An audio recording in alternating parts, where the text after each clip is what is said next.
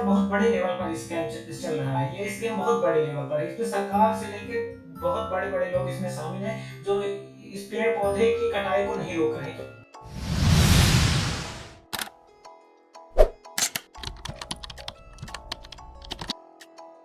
नमस्कार दोस्तों, तो कैसे हैं आप लोग।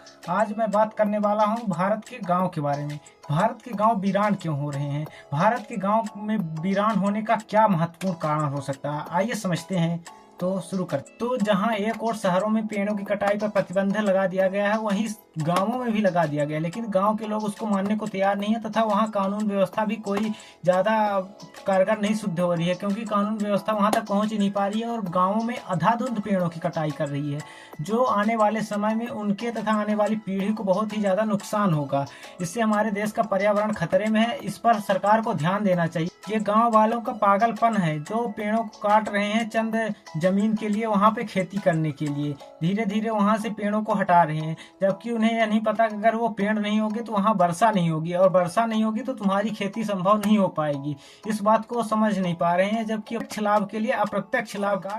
तो दोस्तों, आप लोग देख सकते हैं स्क्रीन पर कैसे ये रोज आर्टिकल छप रहे हैं, लेकिन ये आर्टिकल गांव के लोगों तक पहुंच नहीं पा रहे हैं। उनके पास अवेयरनेस उतनी ज़्यादा नहीं है, जिससे सरकार को चाहिए कि कानून व्यवस्था को थोड़ा मजबूत किया जाए तथा कानून व्यवस्था के माध्यम से गांव वालों को पेड़ों की कटाई पर रोक लगाई जाए।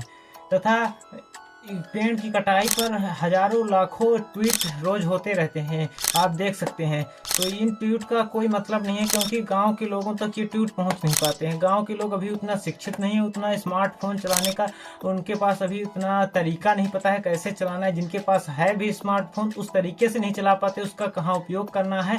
तो इसलिए यह अवेयरनेस सरकार को ही फैलानी होगी तथा हमारे गवर्नमेंट को चाहिए कि इस पर जल्द से जल्द कार्रवाई कर। मोबाइल से ट्वीट करना जानते हैं, हजारों लाखों ट्वीट भरे पड़े रहते हैं इस पूरे। इसी में बैठ के ट्वीट करने से कुछ नहीं हो जाता, ग्राउंड लेवल पे आके इम्प्लीमेंट करना पड़ता है।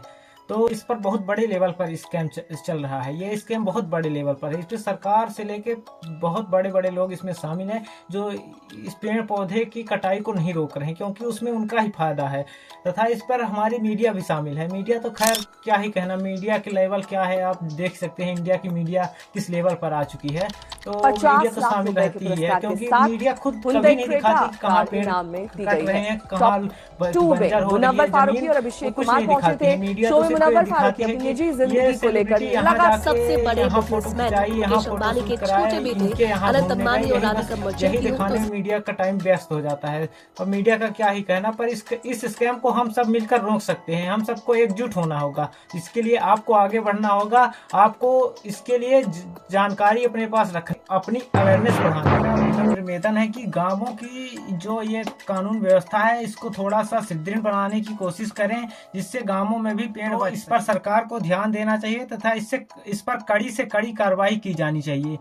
जो हमारे गांवों में रहने वाले किसान भाई हैं, मैं उनको भी यह समझाना चाहता हूं कि पेड़ बचाओ देश बचाओ का नारा लेकर चलना होगा, क्योंकि आप खेती सिर्फ उसमें कुछ ही दिन कर सकते हैं। अगर वर्षा जल नहीं हो पाएगा तो आप खेती वहां पर नहीं कर पाएंगे।